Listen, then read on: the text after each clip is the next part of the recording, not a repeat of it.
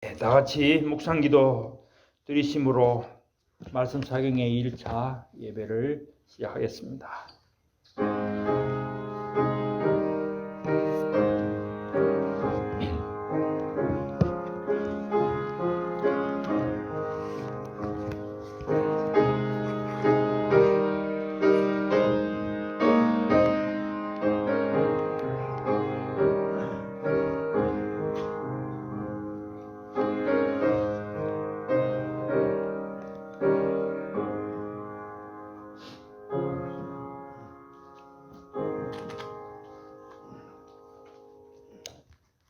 우리의 신앙을 사도신경으로 하나님 앞에 고백드리겠습니다. 나는 전능하신 아버지 하나님, 천지의 창조주를 믿습니다. 나는 그의 유일하신 아들 우리 주 예수 그리스도를 믿습니다. 그는 성령으로 잉태되어 동정녀 마리아에게서 나시고 본디오 빌라도에게 고난을 받아 십자가에 못 박혀 죽으시고 장사된 지 사흘 만에 죽은 자 가운데서 다시 살아나셨으며 하늘에 오르시어 전능하신 아버지 하나님 우편에 앉아 계시다가 거기로부터 살아있는 자와 죽은 자를 심판하러 오십니다. 나는 성령을 믿으며 거룩한 공교회와 성도의 교제와 죄를 용서받는 것과 몸의 부활과 영생을 믿습니다. 아멘. 찬송가 200장 하시겠습니다. 200장.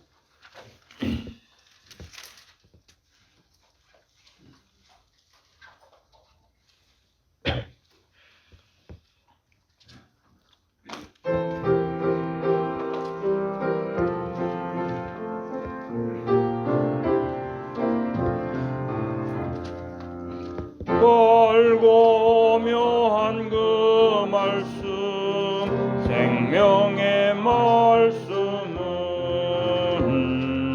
귀한 그 말씀 진실로 생명의 말씀이 나의 길과 믿음 밝히 보여주니 아름답고 귀한 말씀 생명샘이로다. 아름답고 귀한 말씀 생명샘이로다. 귀한 그님의 말씀 오래되도다. 모든 사람을 살린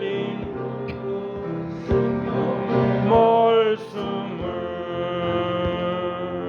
납도 없이 받아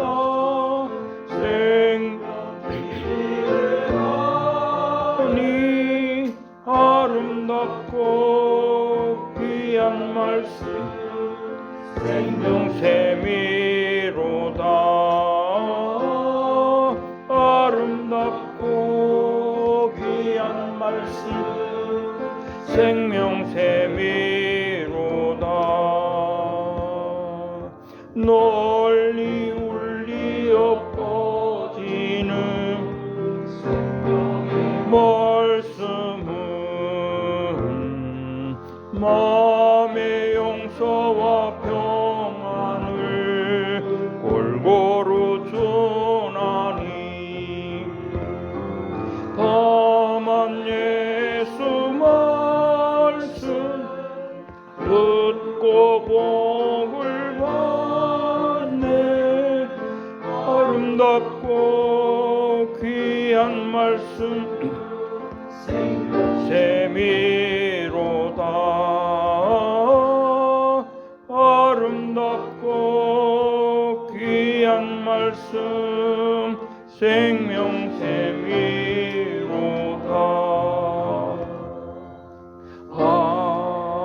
아멘.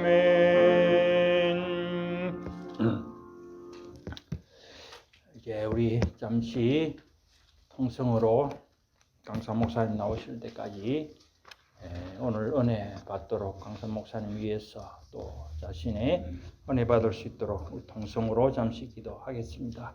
주여 하시고 하겠습니다. 주여 하나님 아버지 감사합니다. 오늘 둘째 날 집회 허락하시사오니 저희가 오늘 사모하는 마음으로 나왔습니다. 은혜 받게 하시고 우리 강선 목사님 굳게 붙잡아 주시고 그 입술을 통해서 하나님 말씀이 선포될 때 우리 모두가 아멘으로 받고 말씀대로 소리를 기뻐하며 하나님 주시기를 원합니다.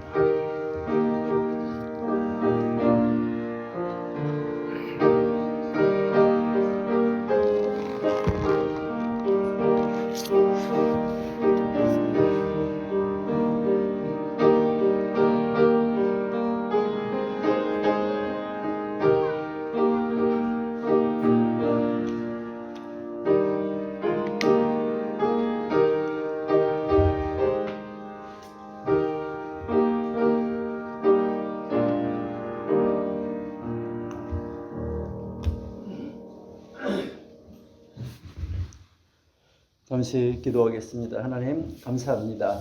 아버지가 저희들을 사랑하시고 은혜 주시는 가운데 오늘도 아버지 앞에 나와 머리를 숙이고 하나님 앞에 예배할 수 있는 현장에 있게 해주셔서 감사합니다. 아버지 하나님의 귀하신 뜻을 이룰 수 있는 자리에 저희들을 세워주시고 하나님의 말씀 앞에 우리를 세우며 하나님이 무엇을 우리에게 요구하시고 말씀하시는지 알고 깨달아 주의 뜻을 실천할 수 있는 능력으로 덧입혀지기 원하오니 하나님이 우리에게 능력으로 임하사 우리를 아버지 하나님이 기뻐하시는 자리에서 하나님의 일을 하나님의 방법으로 이루어 나가는데 부족함이 없는 사람들이 다 되게 하여 주옵소서. 아버지 육신적으로 연약한 자들 아버지 하나님께서 함께 하심으로 말미암아 머리끝에서 발끝까지 하나님이 어루만져 주시고 피의 손으로 아버지 하나님의 그 보혈로 아버지가 감싸주시고 덮으심으로 말미암아 말끔하게 나을 수 있도록 하나님이 은혜를 더하여 주옵소서. 그래서 아버지 하나님 앞에 마음껏 예배하고 마음껏 찬양하고 기도하는 자리에 이르게 하여 주옵소서. 오늘도 아버지 하나님 이제 저희들 하나님이 이제 설계하여 만들어 놓은 방주에 대해서 함께 공부할 때에도 하나님이 저희들에게 지혜를 주시며 은혜를 주시며 눈을 열어서 보게 하여 주옵소서. 그래서 아버지가 말씀하시려고 하는 것을 알아 깨달아 아버지의 뜻을 이루는 자리로 나아가는 저희가 되게 해 주옵소서. 예수님의 이름으로 감사하며 기도드립니다. 아멘.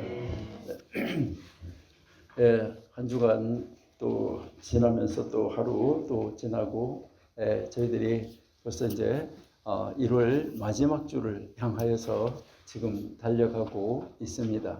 이제 또 구정도 지나고 이제 그렇게 했는데요.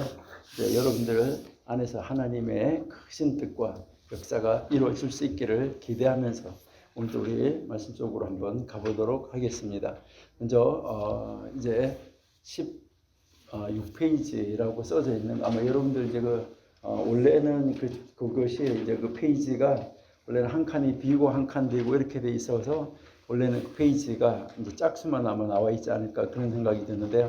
그 밑에 이렇게 보시면 16페이지라고 아마 있는 것이 있을 건데요. 방주 그림이 있고 방주 그림에 16페이지가 있지 않을까 그런 생각이 드는데 찾으셨나요? 예? 예, 도표가 이렇게 나와 있는 부분인데 그것을 저희들이 한번 살펴보도록 하겠습니다. 이제 창세기 1장에서부터 이제 우리가 보시면 창세기 1장에서 11장까지 나타난 하나님의 이 구원의 소정이다라고 우리가 이야기할 수가 있는데요. 사실은 창세기 1장에서 11장까지의 이 모든 역사가 결국은 무엇을 이루냐면은 이제 성경 전체를 요약을 한 것이다 라고 우리가 볼 수가 있습니다. 그래서 창세기 1장에서 11장을 전체를 다 이해한다 라고 하면 우리는 성경 전체를 이해할 수 있다라고 우리가 볼 수 있습니다. 여러분들이 이제 히브리어 성경으로 보시면 이제 창세기가 무엇으로 시작하고 있냐면 이제 이렇게 해가지고요. 히브리어 글자로 두 번째 글자로 시작을 했어요. 이게 영어에서 말하면 B에 해당하는 것이죠. B에 해당하는 것인데 이게 이제 그 히브리어 성경에서 첫 번째 단어의 첫 번째 글자. 자, 그러면 이제 요한계시록 22장에 마지막 절의 마지막 단어는 어떻게 쓰여져 있을까 하는 것이죠. 그러니까 마지막 단어의 마지막 글자는 우리가 영어로 이렇게 보면 대부분 다 이렇게 이제 써져 있다 이렇게 이야기를 하는데, 그러니까 이제 헬라 성경도 여러 가지 사본이 있는데 그 표준 사본에는 이 아멘으로 끝나고 있지만은 표준 사본이 아닌 다른 사본에는 아멘으로 끝나지가 않습니다. 그렇기 때문에 여러분들이 이제 이제 누가 이렇게 뭐 이야기를 할 때 아멘으로 끝난다 이렇게 하는데, 여러분이 가지고 있는 성경에서 그 헬라 성경을 가지고 있다 그러면 그것이 아멘으로 안 끝날 수도 있어요. 그럼 왜 그러냐면은 여러 가지 번역본이 있기 때문에 그렇다. 그러니까 여러 가지 사본이 있다는 거예요. 우리 한글도 보면 뭐 개역 개정, 개역 한글, 뭐 표준 세번역 여러 가지 번역본이 있는 것처럼 다양한 이제 그것이 있기 때문에 그런데 이제 표준 텍스트에는 이제 이렇게 써져 있다는 거예요. 자, 그러면은 여기에 이제 영어로 말하면 B로 시작해서 A로 끝났다라고 이제 성경이 이것을 볼 수가 있는데, 이것은 우리에게 무엇을 보여주냐면은 이제 2로 시작을 해서 하나로 끝났다. 이것을 이제 보여주는 것인데요. 그러니까 원래 이제 이 세상이 이렇게 이제 둘로 나눠져 있다라는 것을 이야기를 하는데, 이게 히브리어 글자의 첫 번째 글자인데요. 그래서 이 세상은 이제 이렇게 나눠져 가지고 저 세상, 이 세상. 그래서 이제 오는 세상이 있고 이 세상이 있다. 이렇게 이야기를 하게 되는데, 그리고요 항상 뭐든지 이렇게 둘로 이렇게 나누어져 있는 것을 볼 수 있는데 그 둘이 온전하게 하나를 이루는 것으로 성경은 이루어져 있다라고 이야기를 하는 것입니다. 그래서 성경이 둘에서 하나로 이루어져 있다.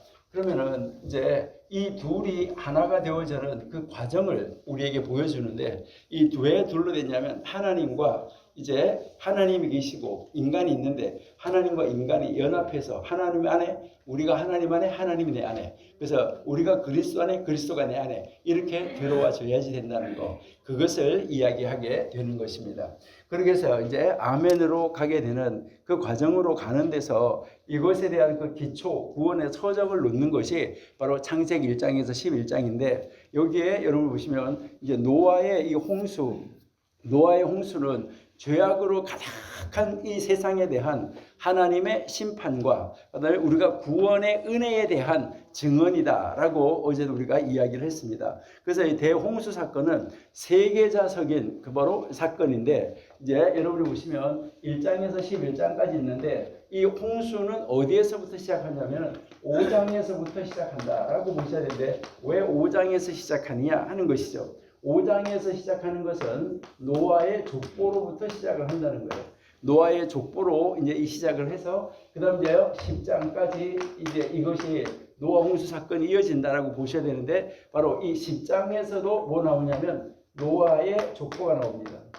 이제 10장에서 노아의 족보가 나오는데, 이것은 결국 요 사이에 6장에서부터 9장까지 있는 것, 이것은 노아의 족보로 시작해서 노아의 족보로 가고 있는 그 사이에 홍수 사건이 있었다 하는 것을 우리에게 가르쳐주고 있습니다. 그렇기 때문에 이것은 굉장히 중요한 사건이다. 그리고 이제 이 구원의 서정 1장에서 11장까지 중에서 여기서 5장에서 10장까지 거의 절반 이상을 차지하고 있다라고 우리가 볼 수가 있습니다. 그래서 여기에서 우리가 이야기할 때 창세기 1장에서 이 11장을 뭐라고 이야기하냐면은 원역사 이렇게 이야기를 하는데, 이 원역사라는 말을 보통 뭐라고 쓰냐면 이제 무엇을 쓰냐면 우르 히스토리라고 이렇게 이제 쓰는 것입니다.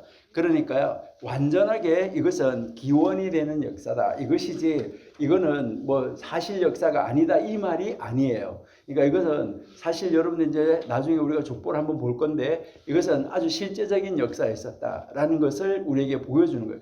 많은 사람들이 창세기 1장 11장까지는 역사적인 사건이 아닌 것으로 보는 사람들이 많아요. 그래서 홍수도 하나의 신화로 보는 사람들이 많다. 그러나 홍수는 신화가 아니라는 것입니다. 그래서 여기에 1장에서부터 11장까지에서 나타나는 것은 인간의 창조에서 홍수 심판, 그리고 온 세상에 흩어진 바로 가롯 유다의 이 배반, 거기에 가서 또 십자가의 은혜, 이것을 우리에게 보여주는 바로 구원 역사의 서정이다 하는 것인데, 그러니까 여기에서 우리에게 보여주는 것은 죄가 있는 곳에 무엇을 베풀어 주고 있냐면 은혜가 있다. 이것을 계속해서 보여주는 거예요. 그러니까 이게 창세기 1장에서 11장 사이에서부터 시작해가지고 죄인임에도 불구하고 하나님이 은혜를 베풀어줘서 구원을 해주는 거, 이것이 신약에 와서 이제 예수님을 팔아먹는 가룟 유다의 배반에도 불구하고 십자가의 은혜가 나타나고 있다는 것을 우리에게 가르쳐주고 있다는 것이죠. 그러니까 이것은 하나의 구원의 도식이 1장에서 11장까지가 계시록까지 가는 그 구원의 도식을 여기 안에 완벽하게 요약을 시켜 놓았다 하는 것을 우리에게 가르쳐주는 것이죠. 그렇기 때문에 여기서 우리가 배울 수 있는 것은 하나님과 세계, 그리고 인간에 대한 중요한 이 신학적 성찰을 우리에게 가르쳐주고 있다는 것입니다. 그래서 이것은 우리가 기독론적인 그런 입장에서도 바로 기독론적 구원관과 완벽하게 일치하는 것이 창세기 1장에서 11장까지라는 거예요. 그렇기 때문에 우리는 이제 이 홍수를 볼 때 있어서 창세기 1장에서부터 11장까지를 우리가 한번 정리해 보는 거, 이것은 굉장히 중요하다라고 우리가 한번 생각해 볼 수 있습니다. 그래서 여러분들이 거기에 보시면 도표에서 한번 이렇게 보시면 이제 제일 먼저 이제 이 창세기 1장은 무엇을 보여주고 있냐 했을 때 천지 창조를 보여주고 있다라고 이야기를 하는 것이죠. 여러분, 이 천지 창조라고 할 때 우리 한국 사람들은 그냥 이제 창세기 1장 1절에서 태초에 하나님이 이제 천지를 창조했다. 태초에 하나님이 천지를 창조했다. 이렇게 하는데 그 말은 원래는 무엇을 이야기냐면 이게 히브리어로 보시면 여러분이 시작에 창조했다. 시작에 창조했다 하나님. 그러니까 시작에 창조했다 하나님이 뭐뭇을 뭐뭐를 그리고요 그 하늘들 그다음에요 그리고 뭐뭇을 그 땅 이렇게 이제 되어져 있습니다. 그러니까 이게 이제 창세기 1장 1절인데 그러니까 단어가 몇 개를 하면 하나, 둘, 셋, 넷, 다섯, 여섯, 일곱 이렇게 해서 7단어로 이제 창세기 1장 1절이 되어져 있다 하는 것이죠. 자, 여기에서 이제 중요한 것이 바로 이제 시작에 창조했다 하나님이, 그러니까 하나님이 창조했다 시작에, 여기에서 강조하고 있는 것은 무엇인가? 그러니까 원래 영어에서도 in the beginning 하면은 이제 이 부사구가 문장 뒤에 가는 것이 이제 일반적인 이야기죠. 그러니까 일반적인 것인데 여기에서 이 부사구가 지금 앞에 나와 있다는 것이죠. 그러니까 시작에 창조했다 하나님이, 그러니까 이거 굉장히 창조했다는 것에 강점을 두고 있다는 것이죠. 그리고요 뭐뭐을 했는데 요 뭐뭐을이라는 단어가 여러분들이 잘 아시는 대로 이게 영어로 말하면 A하고 Z예요. 그러니까 영어로 말하면 A하고 Z인데, 그러니까 이게 영어에서 말하는 첫 번째 글자, 이거 마지막 글자, 이게 히브리어의 첫 번째 마지막 글자라는 거예요. 첫 번째 글자, 마지막 글자. 이게 우리가 여러분들이 아시는 걸로 보면 여기 강대상에 이렇게 있는 거, 요것으로 보면은 여기 알파, 오메가. 그러니까 이제 이게 알파고 요게 오메가라는 것이죠. 현재 이렇게 되어 있는 거예요. 그러니까 하나님은 알파의 오메가, 예수님 알파 오메가다 이렇게 하는데 이게 무엇을 이야기하면 하나님이 창조했는데 처음에서부터 끝까지예요. 처음에서부터 끝까지를 하는데 그것이 인간이 이해할 수 있을 때 뭐라고 하냐면 그 하늘 그리고 또 뭐뭐를 하는데 이것도 처음에서 끝까지, 그래서 그 땅 이렇게 되어져 있는 말이에요. 그러니까 이 말은 무슨 말이냐면 창세기 1장이 하늘과 땅을 하나님이 만들었다는 게 아니라 그 하늘과 그 땅 이렇게 이야기를 하면서 처음에서부터 끝 그 하늘 그리고 처음에서부터 끝 그 땅, 이것은 여러분들이 끝과 끝을 말하는 거예요. 그러니까 머리와 발 사이 모든 것이 상했다, 모든 것이 죄악으로 꽉 찼다 하는 것처럼 이거는 끝과 끝을 보여주면서 그 끝과 끝 안에 있는 것을 다 하나님이 창조하셨다. 그래서 창세기 1장 1절은 모든 것을, 이 세상에 존재하는 모든 것을 하나님이 창조하셨다, 이것을 말하고 있는 거예요. 그러니까 모든 것을 창조했다. 그러니까 하나님이 창조하지 않은 것은 하나도 없다, 이것에 대한 대전제. 그래서 창세기 1장 1절은 무엇을 보여주냐면 성경책 전체의 제목, 그리고 구약 성경의 제목, 오경의 제목, 창세기의 제목. 그래서 이것은 이제 하나님이 이 세상에 이제 존재하는 것 중에 하나님이 창조하지 않은 것은 하나도 없다. 이것을 강조하는 거, 이게 창세기 1장 1절이다 하는 말이에요. 그러니까 많은 사람들이 이 창세기 1장 1절을 지난번에 우리가 공부를 했었는데요, 잘못 봐가지고 뭐라고 하면 첫날 하나님이 하늘과 땅을 만들었는데 제일 처음에 하늘과 땅을 만들었는데 그 땅이 혼돈해지고 뭐 빅뱅이 와가지고 그 땅이 혼돈해지고 이렇게 창세기 1장 2절을 해석한다는 거죠. 이거는 히브리어 구문을 완전히 깡무시한, 그러니까 완전히 아주 히브리어 그 구문 자체를 무시한 거예요. 여러분들이 이렇게 보시면은 뭐 영어도 뭐 put off 이렇게 했다. 그렇게 하면은 영어에서 put이라는 단어하고 전치사 off라는 단어가 따로 있을 때 하고 이 두 개가 붙었을 때 하고 의미가 완전히 달라지는 거잖아요. 그러니까 그런 거를 생각하지 않고 따로 해석하면은 안 된다는 것이죠. 그러니까 이것도 그 구문론을 따라서 해석을 해야지 되는데, 그래서 창세기 1장 1절은 무엇을 말하냐? 제목이다. 이것을 우리가 분명하게 이제 알고 이 1장 1절에 이 하나님이 창조하신 것을 어떻게 창조해 가셨나 하는 그 과정을 보여주는 거, 이게 바로 뭐냐면 이제 창세기 1장 3절부터 하나님이 이렇게 창조했다는 거고, 1장 2절은 우리에게 보여주는 것은 바로 1장 2절은 아무것도 없었다는 거. 그러니까 그 땅이 혼돈했다, 그 땅이 공허했다 이렇게 하는데, 혼돈이라는 말은 formless, 형태가 없었다. 그 다음에 공허했다는 말은 empty, 비어 있었다. 그러니까 바로 하나님이 창조하실 당시의 배경을 설명하는데, 그 배경이 뭐냐면 아무것도 눈에 보이는 것이라고 없고 형태도 없고 비어 있었다는 말은 아무것도 없었다는 말이에요. 이것을 강조하고 오직 하나님이 영으로만 존재하고 있었다. 이것을 설명하는 것이 2절이에요. 그러는데 사람들이 그것을 오해하고 있다는 거죠. 왜 그러냐면 이제 창조했다, 그 다음에 공허했다, 비어 있었다 이러니까 우리말로 보면 다 과거예요. 영어로 봐도 과거예요. 다른 나라 말로 다 봐도 과거예요. 1절 과거, 2절 과거, 3절 과거, 다 과거인데 히브리어 성경을 보면 요거는 이제 과거, 요거 과거. 그런데 여기에는 시제를 바꾸어주는 접속사 플러스 미래예요. 그러니까 여기 과거인데 여기는 미래가 나왔다 이 말이죠. 그 단어 형태가. 그러니까 이것이 무엇을 말하냐면 여기에서부터 진짜 창조의 시작이다 하는 것을 보여주는 거예요. 그러니까 이게 히브리어 구문에서 영어는 과거 이렇게 나가지만은 히브리어에서는 과거 여기는 그 시제를 바꾸어주는 접속사가 나오고 미래가 나왔다. 그래가지고요, 이게 미래를 시제 바꾸어주기 때문에 해석을 할 때는 뭘로 해석해 주냐면 과거로 해석해 주는 거예요. 그러니까 시제를 바꿔주기 때문에. 그러니까 과거, 미래가 나왔는데 이 미래는 앞에 시제를 바꾸어주는 접속사가 붙고 미래가 나왔다는 거예요. 그러니까 다른 나라 말로 해석을 할 때는 뭘로 해석해 주냐면 똑같이 과거로 해석해 주는 거예요. 그러다 보니까 이게 순서대로 일어나는 사건으로 착각하고 있다는 거예요. 그게 아니라는 거예요. 그러니까 이제 히브리에서는 과거 시제를 바꿔주는 거 플러스 미래가 나왔을 때 여기에서부터가 메인 스토리의 시작이에요.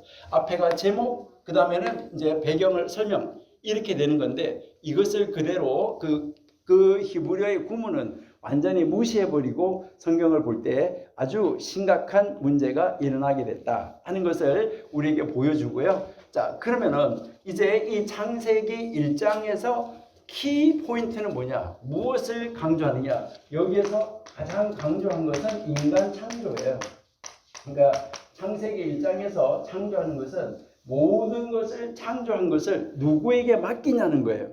누구에게 맡겨주냐? 그 맡기는 것이 사람을 창조해서 사람에게 맡겼다는 거예요. 그래서 그 사람이 굉장히 강조되어지고 있다는 거예요. 그러면 사람이 강조되어지는데 그 인간에게 어떤 권세를 줘서 창조하셨냐라는 것이죠. 그래서 창세기 1장 28절에 보시면은 모든 것을 다스려라 라고 얘기했는데, 이 다스린다는 말이 무슨 말이냐?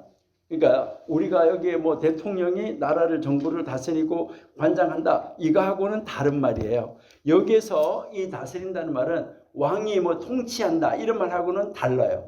그거하고는 전혀 다르고 여기서는 위임 받은 자로서 다스린다는 말이에요. 그러니까 위임을 받아서 다스린다. 그러니까 위임 받아서 다스린다 하는 말은 무슨 말이냐면 이제 그 요셉이 바로로부터 이제 창세기 나오는 그 요셉이 바로 그러니까 이집트의 바로 왕으로부터 위임을 받은 거예요. 위임을 받아 가지고 그 이집트 전체를 총괄하는 거죠. 우리가 말하는 국무총리가 아니에요. 총리가 됐다 이렇게 이야기를 하는데 우리가 말하는 국무총리가 아니라 그러니까 그 이집트 전역을 총괄해서 다스리는 자가 됐다. 이것을 이야기를 하는 것이지 이제 국무총리가 됐다. 그러니까 위에 대통령이 있고 국무총리가 됐다는 말이 아니라 요셉은 바로와 버금가는 사람이었어요. 똑같은 사람이었어요. 똑같은 사람인데 의자 하나, 의자. 그러니까 바로는 의자 하나만 그 자리를 지키고 있는 것이고 나머지 권세는 다 누가 가지고 누리고 있었냐면 요셉이 가지고 있는 그런 것과 마찬가지로 하나님이 사람을 지으시고 그 하나님하고 거의 똑같은 존재. 자, 시편 8편 5절 한번 읽어볼게요. 시편 8편 5절. 예, 시편 8편 5절 찾으셨나요? 자, 시편 8편 5절 한번 찾으셨으면 같이 읽어보겠습니다. 시작.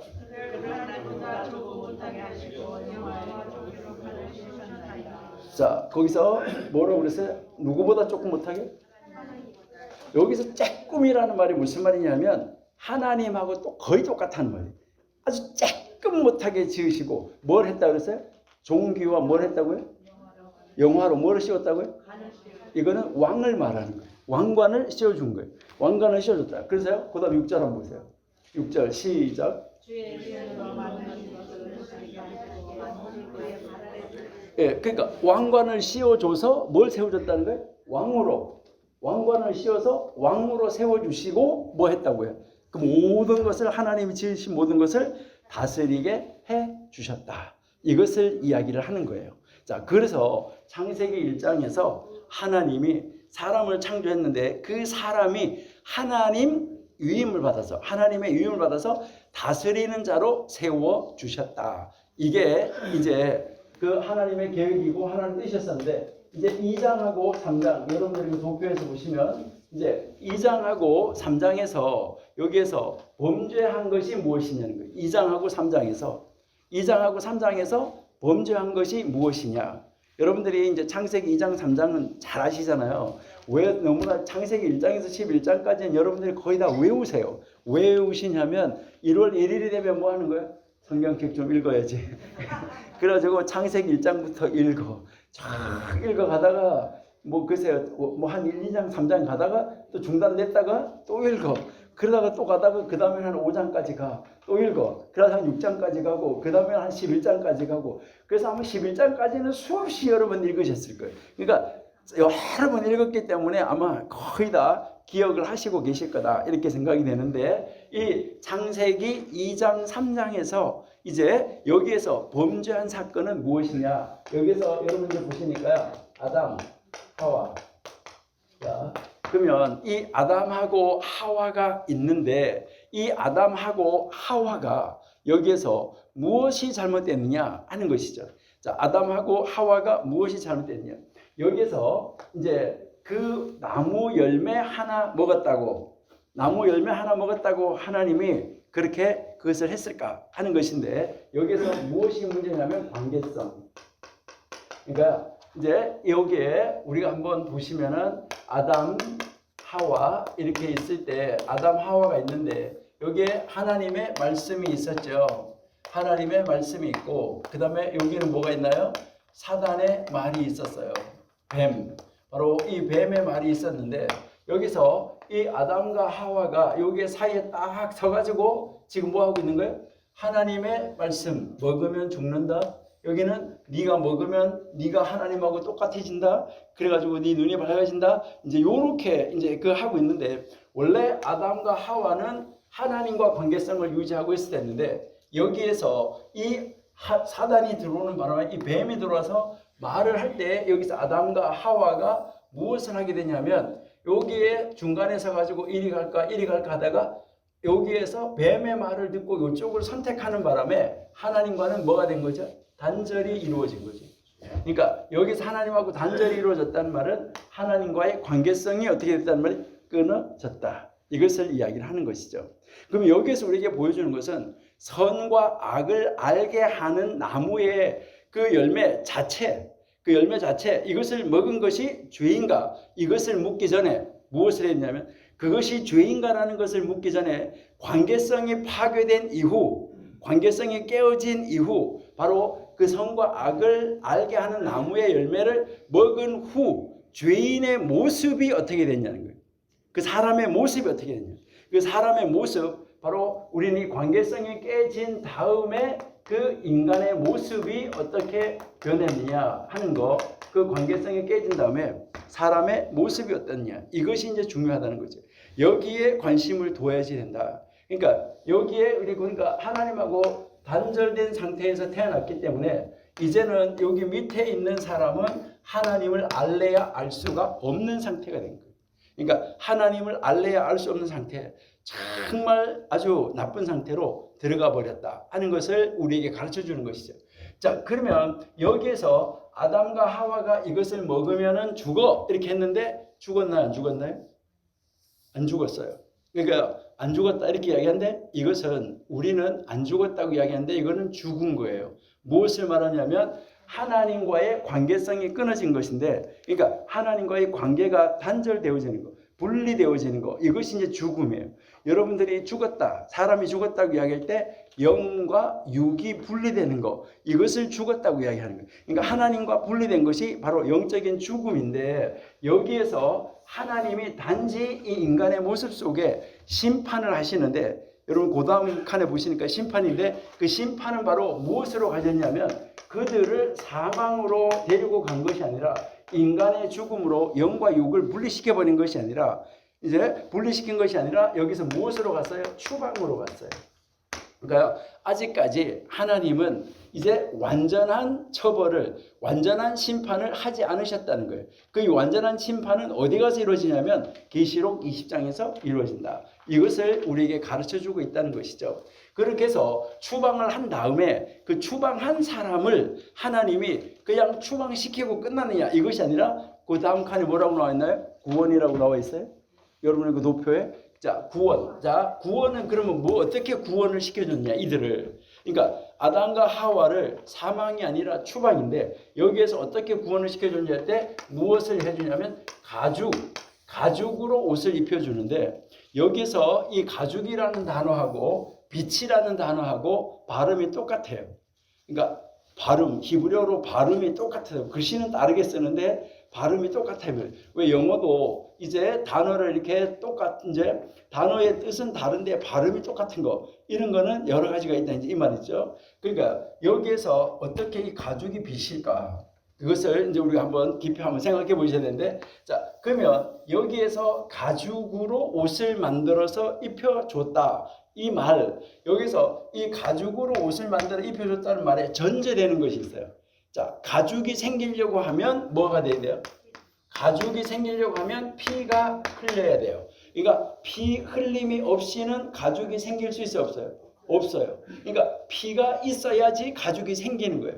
그러면은 여기에서 우리가 이 뭐 아담과 하와가 구원받았다 안 받았다 이거는 상관이 없어요. 여기에서 하나님이 보여주는 것은 무엇을 보여주냐면 이제 피 흘림이 있어야 무엇이 있다는 것이냐면 구원이 이루어질 것이다 하는 것을 그림자로 보여준 거예요. 그러니까 이제 이게 아담과 하와가 구원받았다 안 받았다고는 별개예요. 그러니까 이것은 이제 그림자로, 그러니까 이 구약 성경 전체가 무엇을 가르쳐 주느냐. 자, 요한복음 5장 39절 보실게요. 요한복음 5장 39절. 자, 요한복음 5장 39절 한번 보시겠습니다. 자, 한번 읽어보실까요? 시작.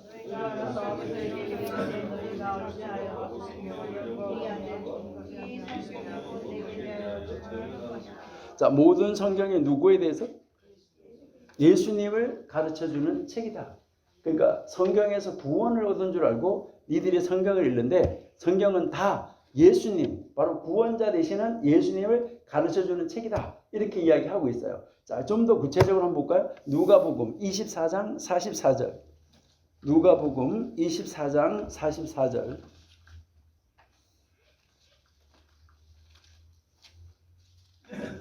자, 한번 읽어보겠습니다. 누가복음 24장 44절 시작.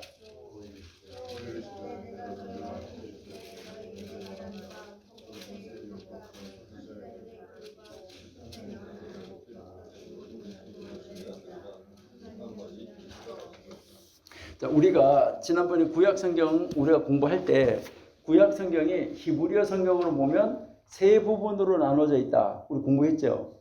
생각나죠? 우리 한글 성경은 이제 오경, 역사서, 시가서, 선지서 이렇게 구약 성경이 네 부분으로 나눠지는데 히브리어 성경은 오경, 선지서, 성문서 이렇게 나눠져 있다. 이렇게 우리가 공부했잖아요. 그러니까 여기서 예수님이 지금 뭐라고 말하는 거예요? 오경, 그 다음에 선지서, 그 다음에 시편. 이게 시편 이야기인데 이 시편이 성문서예요.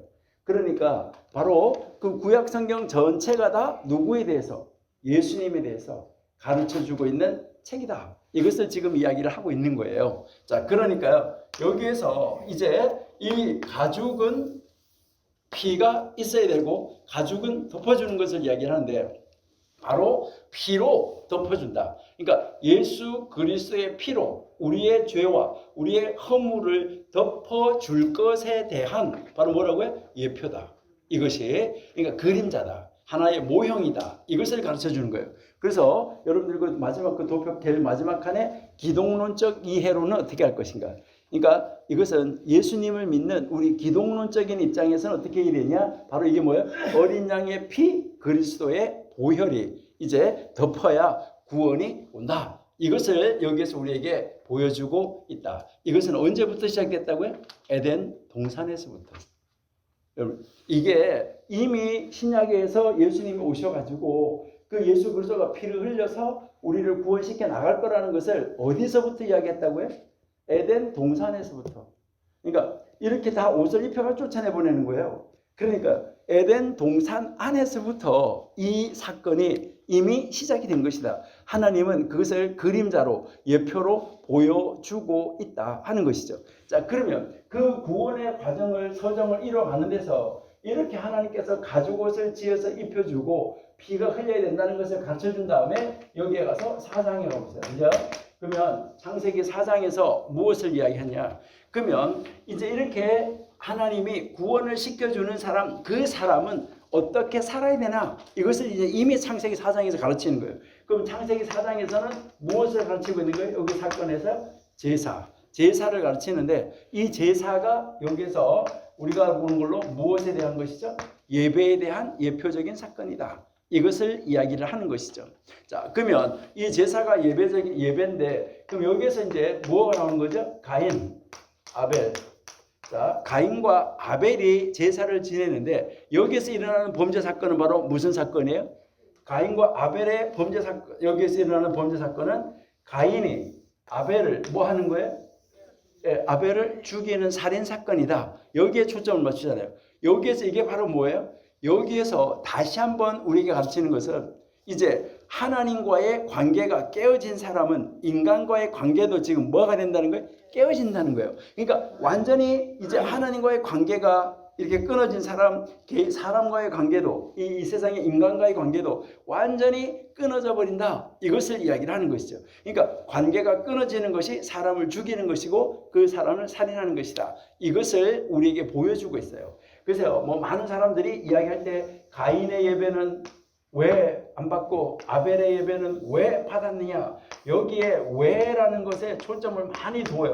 그러니까 그러면서 뭐라고 말하냐면 우리는 어떤 예배를 드려야 되느냐라고 이야기를 하는 거죠. 그래서 우리가 가인의 예배를 드리지 말고 아벨의 예배를 드려야 된다는 건데 그럼 아벨의 예배는 어떻게 하는 거예요? 우리 이제 윤 목사님하고 여러분들이 신앙생활을 참 오래 해 오셨기 때문에 이제 아벨의 예배가 어떤 것인가 하는 것은 아마 여러분들이 굉장히 잘 아실 것인데요. 그러니까 많은 사람들이 여기서 이야기를 할 때 재물의 문제를 들고 나오는데 절대 재물의 문제는 아니에요. 그러니까 뭐 이제 가인은 아무거나 들었고 가인은 아무거나 가져가서 예물을 드렸고 아벨은 좋은 거 가져가서 드렸다. 그래서 아벨 거를 받았고 가인 건 안 받았다. 이렇게 이야기하는데 그거 아니다 이 말이죠. 자, 창세기 4장 4절 한번 보실게요.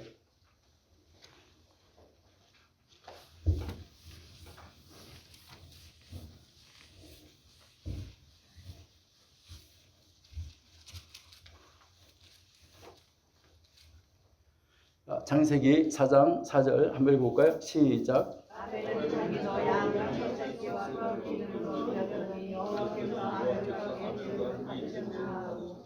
자, 거기에서 보시니까 처음 앞에 단어 몇 단어만 한번 읽어봐요. 자, 첫 번째. 자,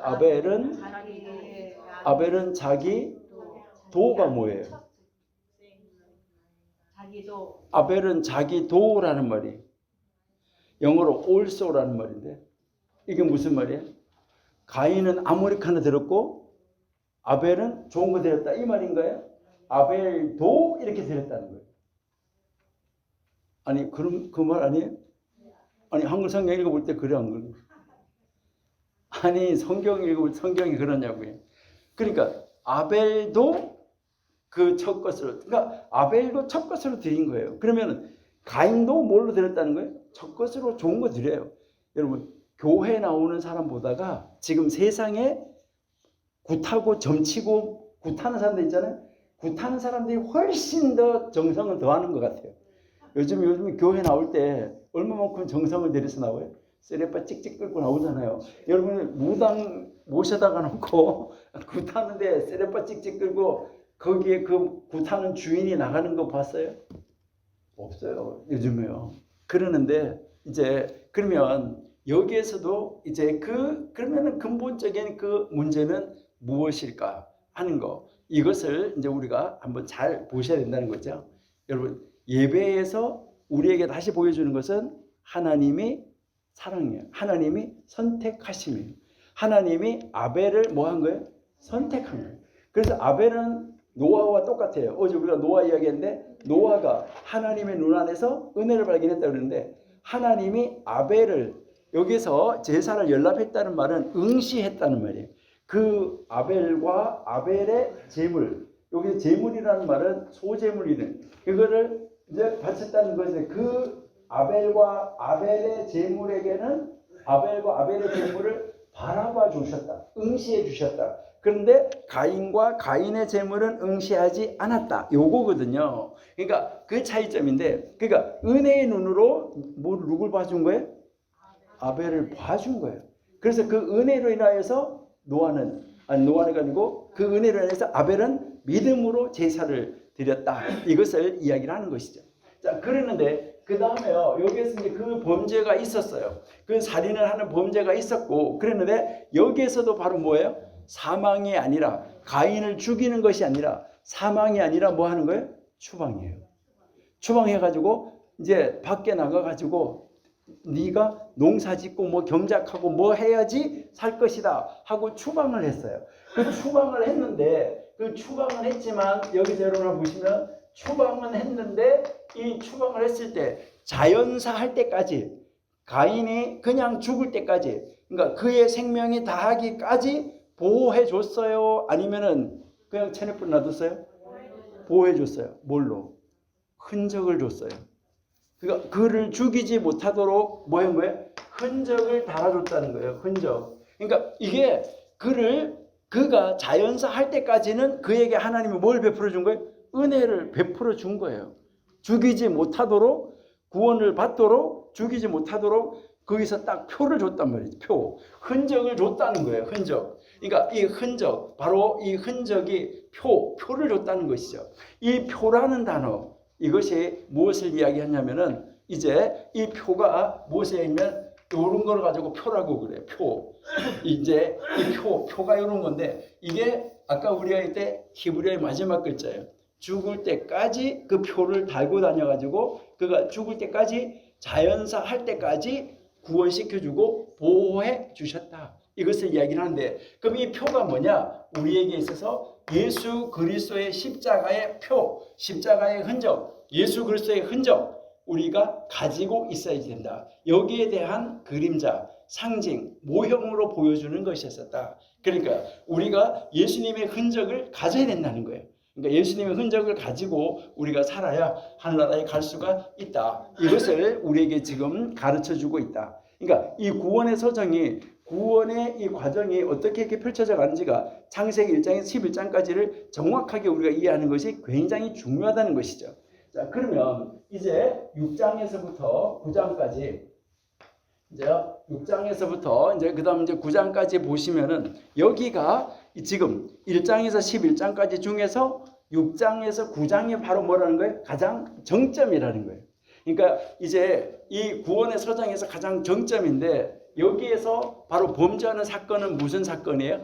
노아와 대홍수, 홍수로 인해서 이제 노아와 홍수가 일어나는데, 노아, 그 다음에 홍수, 이것이 있어지는데, 여기에서 노아와 홍수로 가는 것은 무엇 때문이냐? 어제 우리가 이야기한 것처럼 이 세상에 더 이상 죄가 들어갈 수 있는 자리가 있다 없다. 죄가 들어갈 수 없도록 세상이 꽉 차버렸다. 죄로. 그래서 그 죄가 꽉 찼다는 말을, 가득했다는 말을 옛날 성경에서는 관용했다. 그 다음에 개역, 지금 우리가 읽고 있는 개역 개정에서는 관용했다. 이게 아니라 가득함, 이렇게 표현을 하고 있어요. 그러니까 옛날 말보다는 조금 쉬워진 것이죠. 그러니까 가득하게 됐다. 그렇게 가득하게 되니까 여기에서 이제 하나님이 무엇을 한 거죠? 심판을 했어요. 심판을 했는데 뭐였냐? 여기에 심판에서는 뭐가 있어요? 사망이 있어요. 아까까지는 직접 죽였어, 안 죽였어요? 이제 생명이 자연사 할 때까지는 그냥 놔뒀거든요, 표를 주고. 그런데 여기에서는 노아 홍수 사건에서 죄가 가득 찼을 때는 여기에 뭐가 있냐면 사망이 있고 그 다음에 구원이 있고, 이 두 가지 사건이 여기서 펼쳐지는 거예요. 그러니까 심판에서 사망이 있어지는 거예요. 그러니까 노아 방주 밖에 있는 사람은 사망, 방주 안에 있는 사람은 구원, 이렇게 나누어지는 아주 위대한 심판이 여기에서 있게 됐었다. 그죠? 그런 심판이 있었는데, 이 말은 무슨 말이냐면 앞으로 이제 우리가 어제 성경 읽을 때도 히브리서, 누가복음, 마태복음을 성경 읽어볼 때도 무슨 이야기 쓰냐면, 사람들이 노아의 때, 심판의 때, 그때까지도, 심판이 일어나는 그날까지도 시집가고 장가가고 먹고 마시고 한다고 그렇게 이야기를 했었잖아요. 그렇게 하다가 사망으로 가버렸고 그 다음에 구원으로 갔는데, 예수님이 오실 때도 똑같아. 이것을 예표적으로 말세에도 이렇게 될 것인데, 하나님의 말세의 심판 때는 사망과 구원으로 딱 나눠질 것이다. 두 사람이 맷돌을 갈고 있다가도 하나는 들리고 하나는 남아있고, 이렇게 되는 사건이 일어날 것이다. 이것을 이미 여기에서 지금 뭐 하고 있는 거예요? 하나님이 그것을 그림자로, 예표로 보여주고 있었다. 자, 그러면 여기에서 이제는 하나님은 사망에 관심 없어요. 자, 그러면 구원을 이루는데 어떻게 이룰 것이냐? 자, 무엇을 통해서 구원을 이뤘어요? 방주. 자, 이 방주를 통해서 구원을 이뤘는데, 자, 이 방주가 우리가 아는 것처럼 방주는 기관실이 있나요, 없나요? 방주 안에 기관실, 이렇게 운전하고 다니는 기관실, 뭐 키, 그런 거 하나도 없고, 노, 이런 거 하나도 없고, 그냥 단순하게 떠 있는데, 이것은 무엇을 말하는 거죠? 하나님이 운행하시고 계시고 하나님이 구원의 방주를 붙잡고 계셔야 된다. 이것을 우리에게 가르쳐 주는 거예요. 그러니까요, 여기에서 이 방주를 통해서 이제 하나님이 구원을 이루시는데, 이때 심판을 하실 때 보면은 하늘의 창문이 열렸어요. 그리고요, 땅에 이 문이 열렸어요. 그러니까 윗물 막고 있었고 아랫물을 막고 있었던 이 창문이 열려가지고 물이 확 쏟아지고 여기서 물이 확 올라오고, 이것은 물과 물이 나누기 이전의 상태, 그 상태로 돌아가는 거예요. 그러니까 이것을 우리에게 이제 보여주는 거예요. 그러니까 인류 역사의 시작이 새롭게 시작한다. 이것을 여기서 이제 보여주고 있는 거예요. 이 구원의 방주를 통해서 새로운 역사가 시작된다는 걸 보여주는데, 이게 바로 뭐냐면 우리가 신약에서 예수 그리스도가 머리가 되는 교회, 이 교회를 통해서 새 시대가 열려진다. 그 새 시대가 열려지고 예수님이 초림하셨다가 다시 재림하실 때 완전한 새 시대가 열려지는 그 시대를 미리 예표적으로 보여줬다. 자, 그러면 이 교회는 언제 생겨났느냐? 자, 교회는 성령님이 임하는 그날부터 교회가 생겨났다. 그럼 성령님이 어디에서 임했어요? 예, 앞으로 여러분들이 마가 다락방이라고 그러지 마시고요.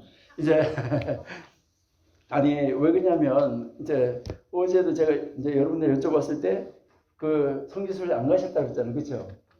그 마가 다락방에서 몇 명이 있다고 은혜를 받았어요? 120명. 여러분 집에 다락방 120명 들어가는 집이 있어 없어요?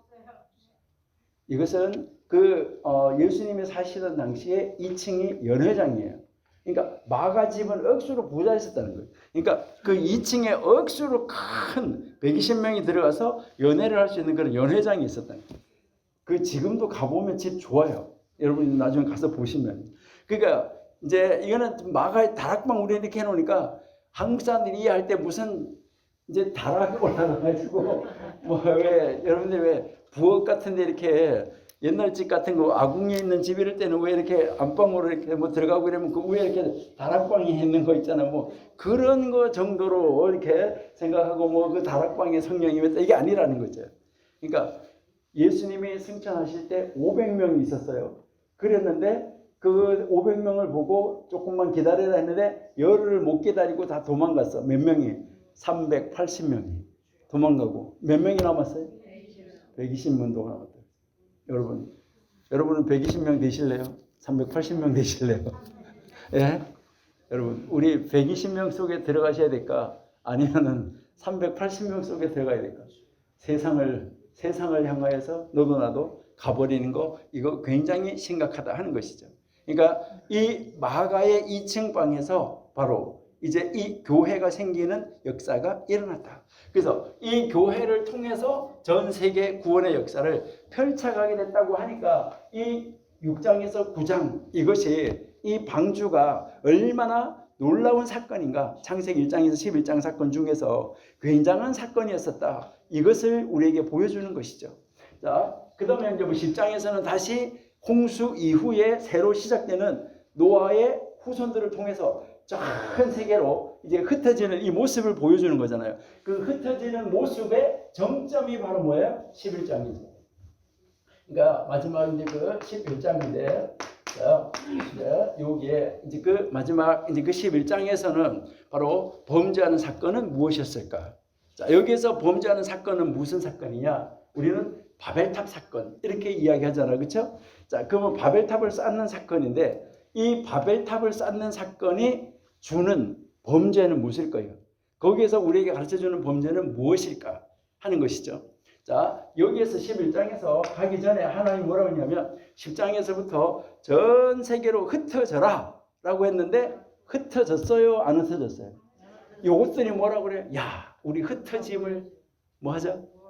흩어짐을 안 하자. 예, 흩어짐을 면하자. 예. 자, 뭐 우리 도시를 건설하자. 도시를 큰 도시를 건설하고 거기에 성을 쌓는다는 말이 도시를 건설한다는 말이에요. 큰 도시를 건설해서 뭐 흩어지냐? 흩어짐을 면하고 여기에서 뭐 하자? 모여 살자. 모여 살자. 그다음에 모여 살자. 그리고 뭐라 그랬어요? 야, 또 홍수나면 어떡하냐? 탑을 쌓자. 어디에 닿게? 하늘에 닿게. 이게 뭐 하는 거예요? 하늘에 닿는다는 말이 하나님과 겨루겠다는 거예요. 하나님하고 같아지겠다는 거예요. 이게 결국은 다시 무엇을 말하는 거예요? 아담하고 하와 때 그 사건이에요. 그러니까 하나님하고 같아지는 거예요. 그러니까 하나님하고 같아지는 그 상태로 여기에서 가버리게 됐다는 것이죠. 그러니까 여기에서 그리고 또 하나가 문제가 뭐였냐면 하나님의 이름을 내는 것이 아니라 우리의 이름을 내자. 그러니까 우리의 이름을 내자. 이게 공명주의죠. 그리고요 여기서 뭐라 하냐면 우리가 흩어짐을 면하고 우리가 도시를 건설하고 우리가 탑을 하늘에 닿게 하자. 이 말 무슨 말이에요? 우리가 이렇게 하면서 공동체 하나를 만들어가는 것이죠. 그러니까 이제 거기서 이제 하나님이 흩어지라고 했는데 흩어지지도 않고 이거는 하나님에 대한 정면 도전이었었다는 거죠. 그러니까 여기서 다시 한번 이 정면 도전이 이루어지는데 여기에서 하나님이 심판을 하시는데 어떻게 심판하셨냐? 여기에서 이 11장에서 사람들은 무엇을 하냐면 언어의 혼돈. 그러니까 언어의 혼돈 해가지고 이때부터 언어가 나누어졌다 이렇게 이야기하잖아요. 맞아요? 아니 다시 한번 제가 한번 물어볼게요. 맞아요? 다시 한번 물어볼게요. 맞아요? 그러면 창세기 10장 5절 한번 읽어보실게요. 10장 5절. 자, 10장 5절 읽어보시겠습니다. 시작.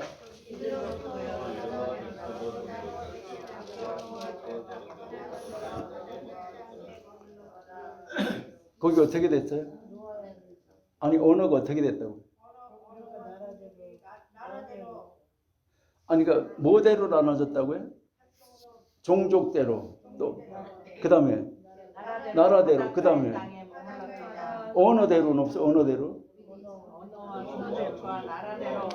그러니까 언어대로 나눠졌다는 얘기는 언어가 달랐다는 거예요? 같았다는 거예요?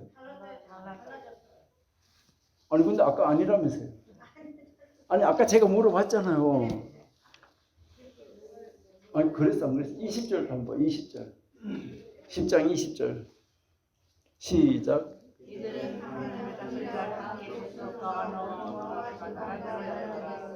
여기도 뭐대로 나눠졌어요? 언어대로 나눠졌잖아요. 그 다음 31절 31절 이들은 셈의 자손이나 그 족속과 언어와 지방과 나라대로였더라. 자 이제 창세기 10장에서 아까 우리가 뭐라 했어요? 노아의 후손이 전 세계로 흩어지는 거라 그랬잖아요. 흩어지는데 5절에 보니까 야벳의 후손이 14족속인데 거기서 쫙 흩어지는데 언어대로 나라대로 지방대로 종족대로 그 다음에 20절은 함의 후손이 나눠지는데 30개가 나눠졌어요. 그 다음에 31절에서 셈의 조선이 나눠지는데 26개가 나눠졌어요. 그럼 여기에서 총 노아를 통해서 흩어지는 족속이 몇 족속이에요? 70족속이에요. 아니 계산 안 해봤어요? 자 야벳 14, 함 30, 그 다음에 이제 셈 26 이렇게 해서 70개로 나눠지는데 자 10장 9절 한번 읽어볼래요? 10장 9절 10장 9절 시작.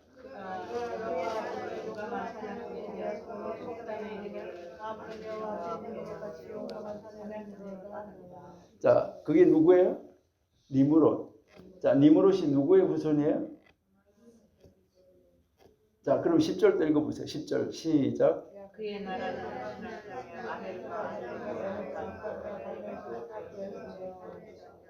자 그러니까요 거기에서 여러분들이 읽어보시면은 지금 6절에서부터 함의 후손이에요. 함의 후손 중에 니므롯이 나와. 이 니므롯의 후손이 나오는데 니므롯이 어디로 흩어져 가냐면 신할 바벨로 흩어져 가고 있었어요.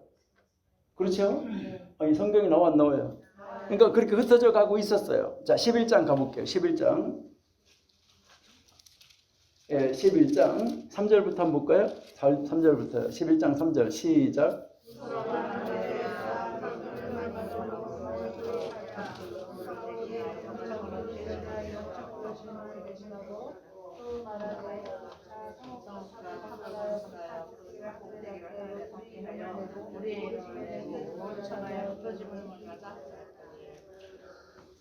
자, 그러니까 거기에서 지금 바벨탑을 쌓는 그 사건이 지금 나오고 있잖아요, 그렇죠? 자, 그럼 바벨탑을 거기서 이제 쌓아 올려가는데 여러분들이 이제 한번 잘 읽어보셔야지 되는데요. 참 거기서 우리가 놀라운 것을 우리가 이제 발견을 할 수 있다 하는데요. 자, 2절부터 봐야 되는데 2절 11장 2절 볼게요. 11장 2절 시작.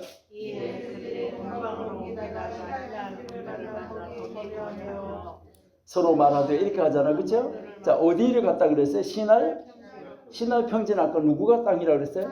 함의 후손의 니므롯. 그러니까 이 함의 후손들도 쫙 흩어져 가다가 이렇게 보니까 바벨 신할 땅에 딱 갔는데 뭐 했어요?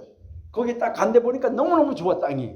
너무너무 좋으니까 야 우리 흩어짐을 면하고 여기에서 모여 살자. 이렇게 지금 말했는데 그 족속이 누구였다는 거예요? 함의 후손이 바벨탑 신할 거기에서 바벨탑을 쌓던 사람들은 함의 후손 니므롯이었었다. 이것을 그 후손들이 이것을 쌓았다라는 것을 우리에게 가르쳐 주는 것이죠. 그러니까 이 바벨탑을 통해서 하나님이 사람들에게 가르치려고 하는 것은 뭐냐면, 물론 언어라고 이야기를 하는데 이 언어를 통해서 무엇이, 요즘에 여러분들이 아이들한테요, 야, 바벨탑을 막 쌓아 올라가는데 말이 안 통해가지고 물 가지고 오라 그러는데 벽돌 가져가고, 돌멩이 가지고 오라 그러는데 뭐 또 벽돌 갖다 주고, 이래가지고 말이 안 통해서 탑을 쌓을 수가 없었어. 도시를 건설할 수가 없었어. 이렇게 하면은 애들이 이해할까 못할 거예요. 요즘 아이들이 공사판 현장에 가보면 각 나라 사람들이 와 있는데 말이 통해 안 통해? 안 통하는데도 건물은 잘 지어져요, 안 지어져요? 그러니까 요즘 아이들이 만약에 한국 같으면은, 전도사님 아마 설교를 그렇게 하면 그럴 거예요. 전도사님, 저 안산 사는데요, 그 안산에요, 여기 공사 현장에 가봐요, 아주 서로 말 하나도 안 통해요. 그런데도요 다 공사 너무너무 잘해요. 뭐든지 아세요? 야, 이거! 이거 줘! 이렇게 한다는 거죠. 여기서 이 언어의 혼돈, 이것은 무엇을 이야기하냐면 인간의 사고. 그러니까 우리가 다 모여 살고 흩어짐을 면하자 해가지고 공동의 목적을 가졌는데, 공동의 목적이 뭐가 된 거예요? 삐뚤어진 거예요. 서로가 다. 그러니까 이 서로 생각이 다, 니네 그거 살아, 나 갈래. 이제 이렇게 하면서 여기에 이 인간의 사고의 혼란이 온 거예요. 그러니까 인간의 사고의 혼란이 오니까 이 사상이 혼돈되어진 거예요. 그래가지고 생각이 안 맞으니까 같이 살아 못 살아요. 아주 쉬운 예로 들면 뭐냐면, 부부가 처음에는 뒤따 사랑한다고 죽고 못 산다고 그랬었는데 이혼을 해, 안 해요? 같이 못 살아. 그래가지고 뭐가 안 맞아서 그렇게 이제 한다 이 말이죠. 그러니까 여기에서 이렇게 해가지고 이제 이 사상의 혼돈과 인간 사고의 혼란이 왔어요. 이제 혼란이 오는 이런 심판을 내린 거예요. 그런 심판을 내려놓고 그 다음에 여기서 하나님이 무엇을 하셨냐면 선택을 하신 거예요. 그 다음에 이제 이 선택을 하는데, 바벨탑 사건을 만드는 다음에 11장 10절에서부터 누구의 후손이 나오냐면 셈의 후손이 나와요. 그 셈의 후손이 나오는데, 셈의 후손은 두 가지 그룹으로 내려갔어요. 두 가지 그룹으로 내려갔는데, 에벨에 가가지고 벨렉과 욕단으로 나눠져요. 그러니까 벨렉과 욕단으로 나눠지는데, 한 판은 창세기 10장에서 나오고 한 판은 어디서 나오냐면 창세기 11장 10절 이하에서 나오는 거예요. 그래가지고요, 그 한 파에서 바로 셈의 후손에서 누가 나오냐 하면, 셈의 후손, 셈의 10대에서 누가 나오냐면 아브라함이 나오는 거예요. 그러니까 여기에서 하나님이 아브라함을 선택하셨다, 이것을 우리에게 가르쳐 주는 거예요. 여기서 하나님이 아브라함을 선택해서, 하나님은 우리에게 무엇을 보냐면 예수 그리스도를 통해서 하나님이 선택한 사람을 누구에게 맡겼냐면 예수님에게 맡긴 거예요. 그러니까 예수님이 오셔가지고 뭐라고 말씀하시냐면, 나에게 맡긴 자를, 아버지가 나에게 맡긴 모든 자를 내가 구원했다 라고 이야기를 하는 거예요. 그러니까 하나님이 선택하신 자를 예수 그리스도에게 맡긴다는 거예요. 이게 성도예요. 여러분, 우리가 바로 아브라함의 후손이라는 거예요. 그런데요, 아브라함은 우리를 아브라함의 후손으로 인정할까 안 할까요? 아브라함은. 그리고요, 우리가 영적인 아브라함의 후손이라고 그러고 우리가 영적인 이스라엘이라고 말해요. 여러분, 이스라엘은 누가 이스라엘이 됐어요? 야곱이 이스라엘이 됐어요. 야곱이 우리를, 맞아, 니네 이스라엘이야, 이렇게 해줄까 안 해줄까? 이사야 63장 16절. 이사야 63장 16절.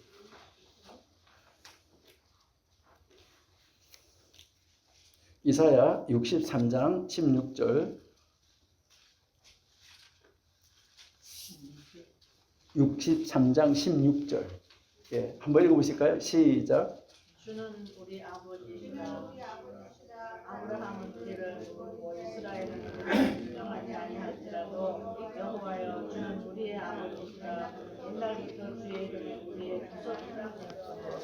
자, 아브라함이 우리를 몰라 나 너 이렇게 한다 이 말이에요. 네가 무슨 하나님의 선택한 받은 야곱 이스라엘이 뭐라 그래요? 네가 어떻게 우리 민족이냐 이스라엘이냐 말도 안 돼 이렇게 하더라도 태초로부터 하나님은 뭐라는 거예요? 우리의 아버지라는 거예요. 여러분 우리의 아버지 아니 우리 아버지라니까 하나님이요. 여러분 하나님이 우리 아버지만 되면 뭐 문제될 것이 뭐가 있겠어, 그렇죠? 하나님이 우리의 아버지가 돼서 모든 것을 가지고 계시는데, 이렇게 우리를 하나님이 아브라함이 아무리 나 모른다고 해도 괜찮아. 뭐 야곱 이스라엘이 우리를 인정 안 해줘도 괜찮아. 그러니까 하나님이 우리 인정해주면 끝이야. 그러니까 하나님이 우리를 선택해 주셨다는 거. 하나님이 나를 너 아브라함의 후손이야. 너 이스라엘이야. 이렇게 해줬다는 거. 그러니까 우리의 아버지라는 거. 태초로부터 상고로부터 우리 아버지라는 거. 야, 이것보다가 더 크고 놀라운 복이 어디 있냐.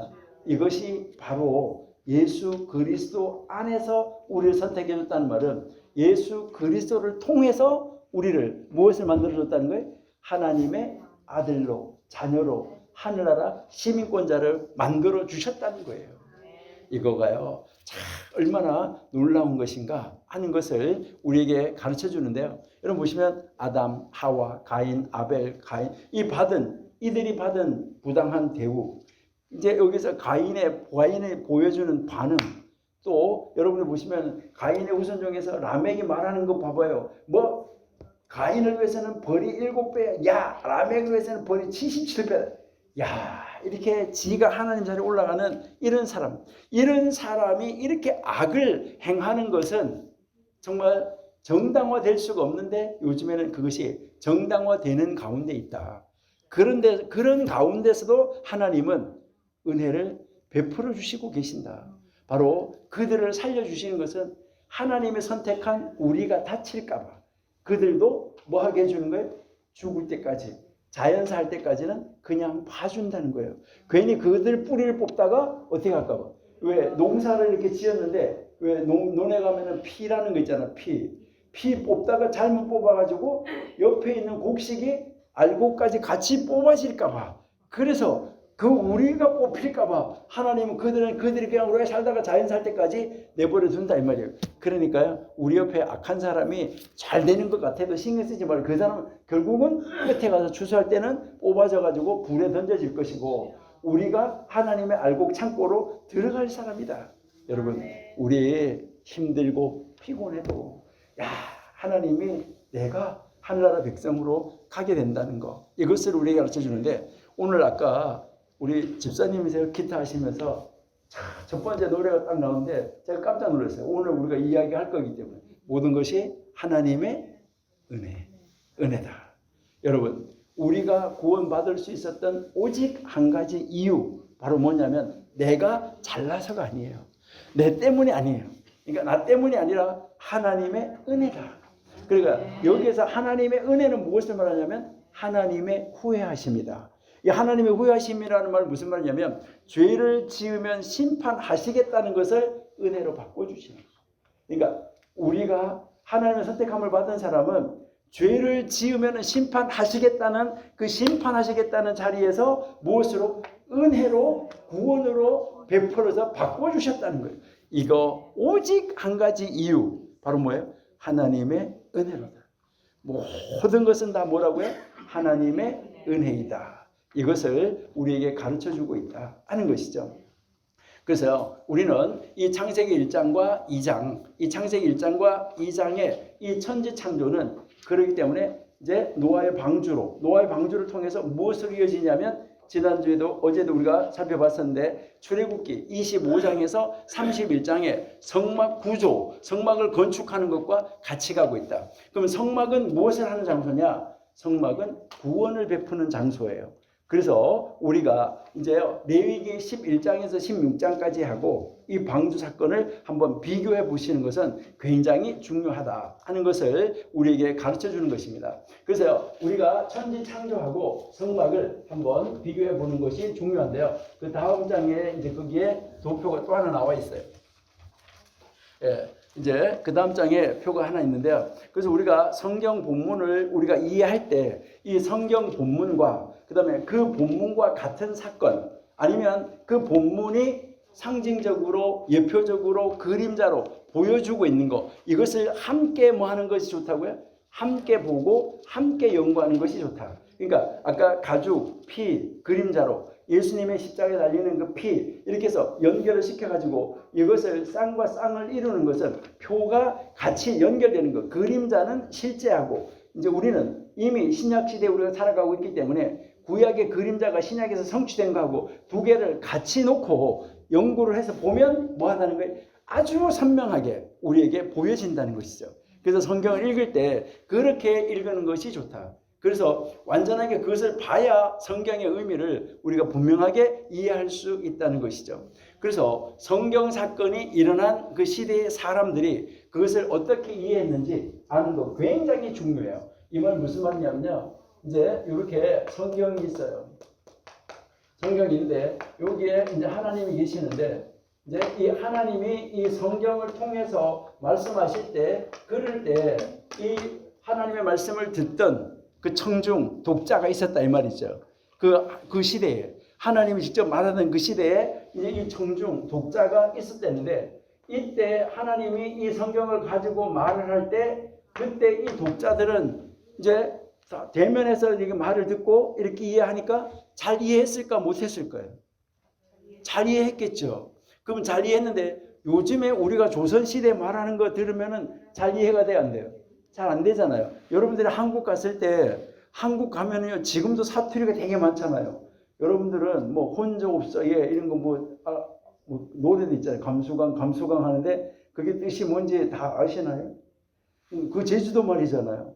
그러면 제주도 말로 그게 무슨 말인지 지금도 말이 안 통해. 같이 사는데 동시대 사는데도 안 통해. 그러는데 지금부터 500년 시대도 안 통해. 그러는데 이 창세기는 지금부터 4,000년, 5,000년 시대예요.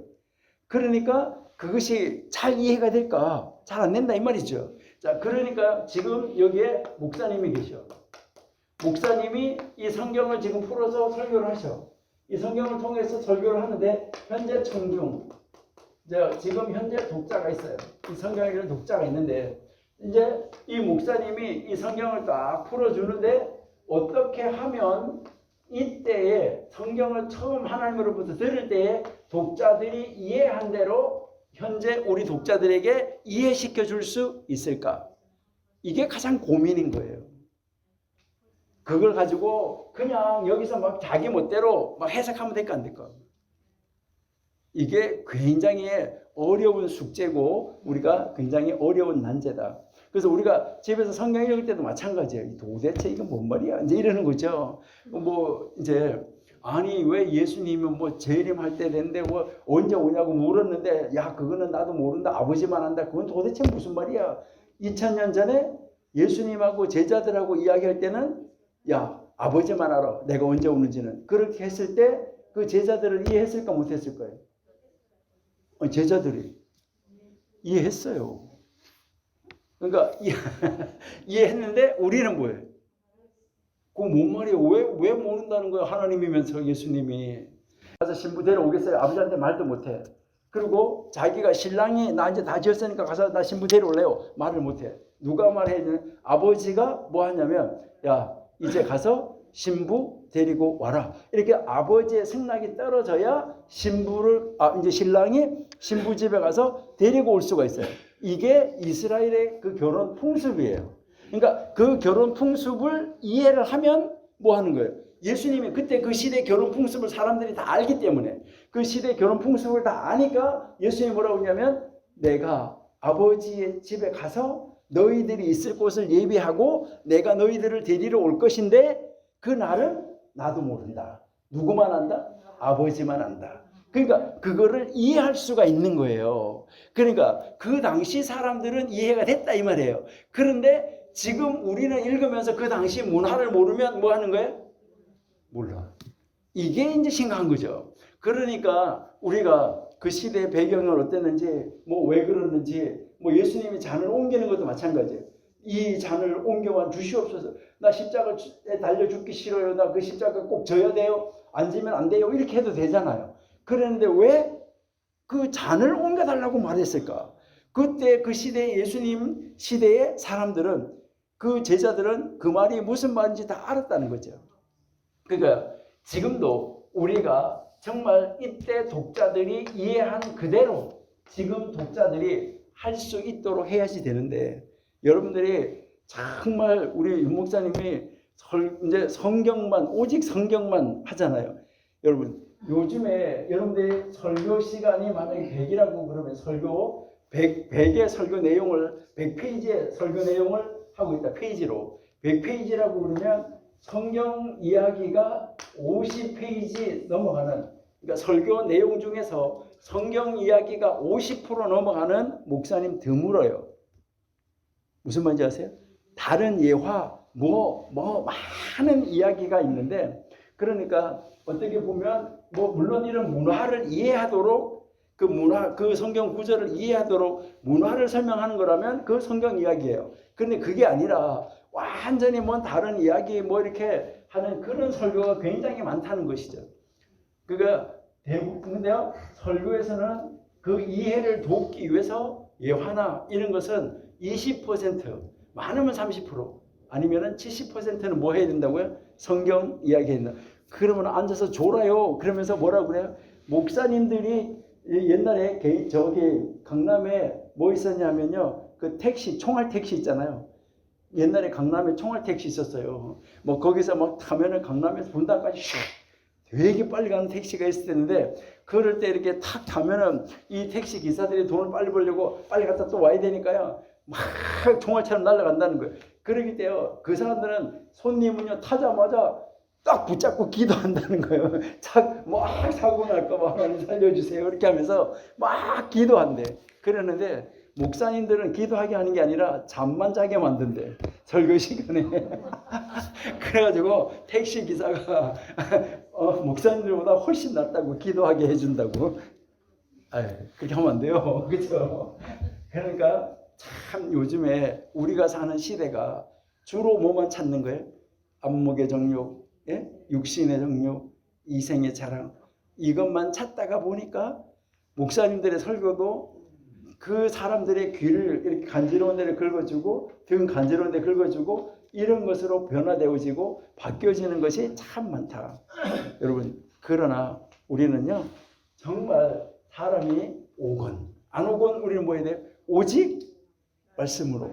정말 그게 가장 바람직한 것이다. 그래서 어떻게 이것을 전달을 해 줄 것인가, 어떻게 이해했는가, 이것을 알기 위해서, 자, 이런 것을 알기 위해서 우리가 뭐 해야 되냐면, 조선시대에 어떤 말이 있다, 단어가 있었다. 그럼 조선시대의 그 말을 이해하기 위해서는 조선시대의 그때의 그 책이 기록될 당시에 용벼천가 이러면 그때의 그 당시의 문헌들, 그러니까 조선시대 그 책하고 같이 동시대에 쓰여진 다른 문헌들에서는 그 단어를 뭐라고 말하고 있나, 그러면 그런 거를 어떻게 설명하고 있나, 이런 거를 보면 잘 이해할 수 있을까 없을까요? 이해할 수가 있겠죠. 그러니까 성경도 뭐 하는 게 좋은 거예요? 성경과 동시대에 살았던, 그 성경이 기록될 당시에 동시대에 살았던 그 사람들이 기록한 책, 그 기록한 문헌, 이걸 보면서 성경에 나와 있는 이 단어가 그 시대에 살았던 이 사람들이 이렇게 말했네, 이렇게 써먹었네, 요렇게 하면서 그 말을 이해하면, 그 단어를 이해하면 우리가 성경을 이해하는데 쉬울까 안 쉬울까요? 쉽다 이 말이에요. 그러니까 우리는 그 시대, 성경에 기록된 그 시대의 사람들이 성경을 읽으면서 이 말은 이런 말이야, 이 말은 이런 말이야 하면서 말하고 구전으로 전해져서 내려오기도 하고 구전으로 전해져서 내려왔던 걸 기록하기도 했는데, 이거를 뭐라고 말하냐면 유대인들이 읽고 있는 미시나, 미드라시, 이 탈무드를 말하는 거예요. 그러면 탈무드를 읽으면 성경을 이해하는 데 도움이 될까 안 될까요? 되겠어 안 되겠어? 그러니까 그 시대의 문화를 이해하는 것이 중요하기 때문에 그것을 읽으면 많은 도움을 받을 수가 있다. 그래서 그런 거하고 병행해서 연구하는 것이 뭐라는 거예요? 좋다. 그러니까 LA에서는요 그런 거 참 접할 수 있는 기회가 많잖아요. 특별히 여러분의 교회는 더 좋잖아요. 여기에 메시아닉 주이시들이 있잖아요. 예? 아니 뭐 이렇게 하다가 잘 모르겠으면 뭐 하는 거야? 일로 와봐.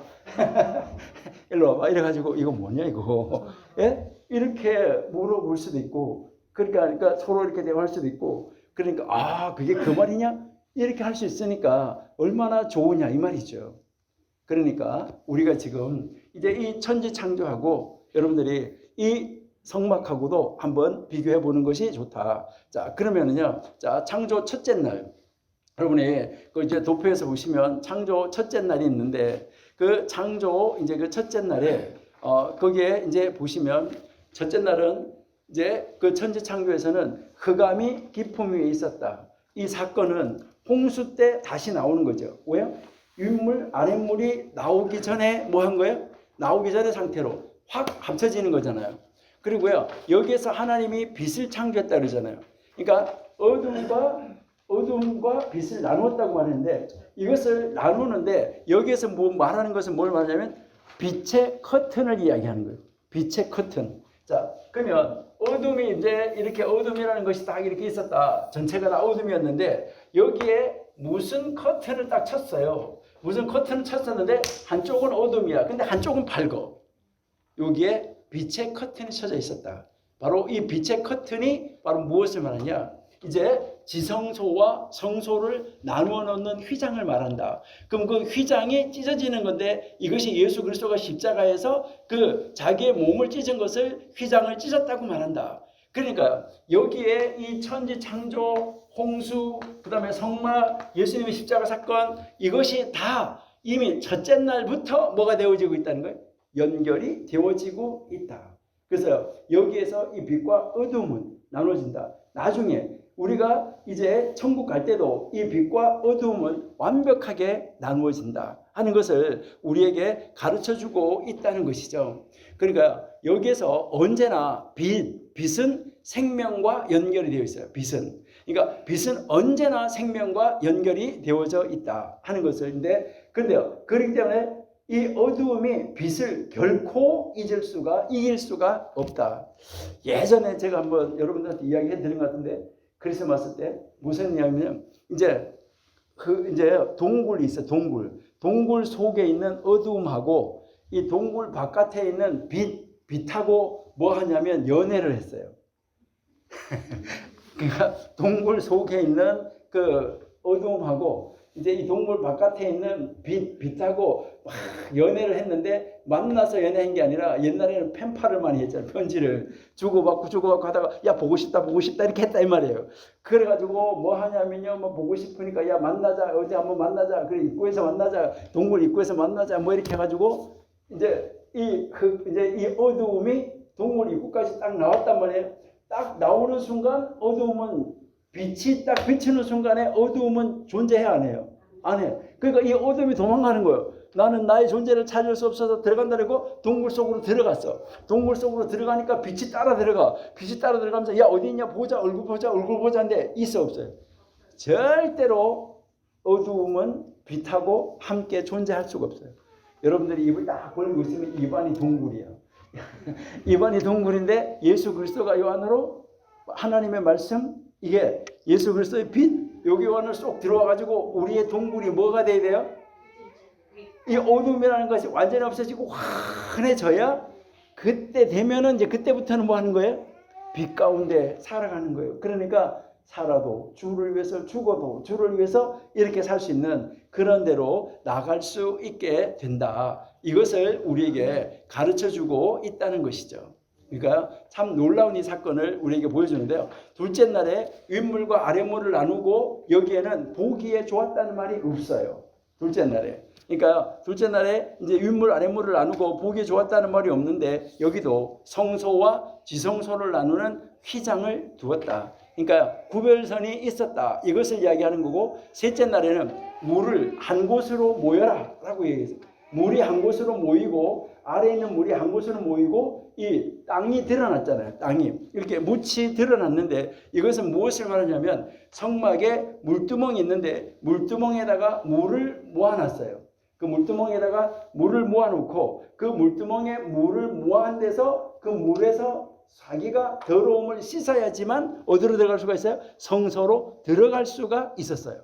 이게 이 셋째 날이에요. 그러니까 묻이 드러날 수가 있는 거죠. 그 다음에 넷째 날에는 해, 달, 별을 뒀는데 이것이 바로 어두움 가운데 해, 달, 별을 두셔가지고 그 어둠을 밝히게 했는데 이게 바로 성소 안에 휘장 안에 이제 첫 번째 휘장을 열고 성소로 들어가잖아요. 물두멍을 지나서 성소로 딱 들어가면 성소 안에 깜깜한데 다 이렇게 막혀져 있기 때문에 깜깜한데 거기서 오직 무엇이 빛을 밝히고 있어요? 등잔대가. 바로 예수 그리스도가 빛이잖아요. 그러니까 빛으로 오신 예수님인데 그 빛의 등잔대, 바로 그 빛의 등잔대가 쫙 그 방안을 밝혀주고 있다는 거죠. 그러니까 해, 달, 별을 달아두신 것이 바로 무엇을 말하냐면 빛, 등잔대를 거기다가 두셨다 하는 것이고요. 다섯째 날에 궁창과 바다를, 그러니까 하나님이 가득가득 채웠잖아요. 다섯 날에는 이제 궁창, 하늘 날아다니는 새, 그 다음에 바다, 물고기로 채웠다 이 말이죠. 그 다음에 여기서 뭘 하냐면 지성소를 채웠다는 거죠. 이때 그 빛이 있은 다음에 그 휘장 뒤로 들어가면은 거기에 하나님의 궤, 그 다음에요 지성소, 그 은혜 보좌가 있고 은혜 보좌 위에 그룹이 이렇게 날개를 달고 있으면서 바로 이 지성소를 가득하게 채운 거, 이것이 다섯째 날이라는 거죠. 그 다음에 여섯째 날에는 하나님이 사람을 창조했어요. 사람을 창조해가지고 여기에서 하나님이 문제에 그 사명을 주시는데 이게 바로 뭐냐면 둘로 나눠진 것을 하나로 만드는 것은 누가 하냐면 사람이 해야 되는 것이다. 그러니까 하나님의 사역을 이제 하나님의 대리자가 사람이 한다. 이것을 보여준 거예요. 이것이 바로 뭘 말하냐면 아론이 지성소에 들어가서 하나님과 이스라엘 백성을 죄로 나누어져 있던 것을 하나 되게 하는 이 사건으로 연결이 되어진다 하는 것을 우리에게 가르쳐 주는 거예요. 그렇게 하고 나니까 이렇게 하나가 됐어요. 둘이 하나가 되고 하나님과 화목이 이루어지고 나니까 일곱 번째 날에는 뭐가 오는 거예요? 안식일이었었어요. 안식이 와요. 그러니까 이 안식이 오니까 그 안식일 속에는 무엇이 가득한 거예요? 은혜와 영광이 가득하다. 하나님이 성막을 딱 이제 모세가 이 성막을 시내산에 세웠을 때 여기서 뭐 했어요? 하나님의 은혜와 영광이 가득했다. 이것을 여기에서 우리에게 이제 보여주고 있다. 그러니까요, 바로 이 성막하고 이제 이 창조하고 홍수 사건하고는 그대로 연결되어지는 것이다 하는 것을 우리에게 보여주는 거예요. 그래서 하나님의 이 창조 기사는 결국은 무엇을 우리에게 보여주냐면 하나님이 나를 구원하시고자 하시는 하나님의 은혜의 말씀이 창조 기사예요. 그래서 창조 하나하나의 과정이 노아의 방주에서 나타나고 그것이 다시 성막에서 나타나고 이게 예수 그리스도의 이 십자가에서 나타나는 것이다 하는 것을 우리에게 보여주는데요. 그러니까 이게 인간의 관계성을 보여주는 건데요. 여기서 여러분들 이제 우리 한번 이제 요게 남자라는 말이고 요것이 여자라는 말인데 우리 켈리 집사님은 이거 생각이 나죠? 예, 생각이 나는데 자, 요 글자 쏙 빠져나오고 요 글자 쏙 빠져나오면 이렇게 두 글자가 합쳐지면 이게 하나님이라는 단어. 할렐루야 할 때 야, 하나님이라는 단어인데 뭐 오바드야, 뭐 야, 하여튼 이 야가 하나님인데 이 하나님이라는 글자가 이게 남자한테 하나, 여자한테 하나 이렇게 들어가 있어요. 들어가 가지고 이 하나님이 이 둘을 묶어서 하나가 되게 해 주신 거예요. 그러는데 여기에서 그 이렇게 묶어져서 부부가 된 데서 하나님이 여자한테서도 빠지고 남자한테서 빠지고 딱 빠지고 나면 어때? 글씨가요. 하나님 빠지고 나면 요 글자 똑같이 남죠. 요거는 우리가 뭐라 그랬죠? 불이라고 그러는 거예요. 불. 그러니까 부부가 있는데 부부 사이에서 하나님이 없잖아요. 하나님이 없으면 그 집 집구석은 불 보듯이 뻔해요. 그러니까 불이다 이 말. 불 보듯이 뻔하다. 이것을 우리에게 보여주는데 여기에서 하나님이 우리에게 보여주는 건 뭐냐면 이제 요것은 이제 여기서 요 남자를 말할 때 여기에다가 뒤에다가 무슨 이게 전미사를 붙을 때는 요 글자가 이제 짧아져요. 이게 이 하는 것이 있었는데 이 이렇게 짧아진다는 말이에요. 뒤에 전미사가 붙을 때는.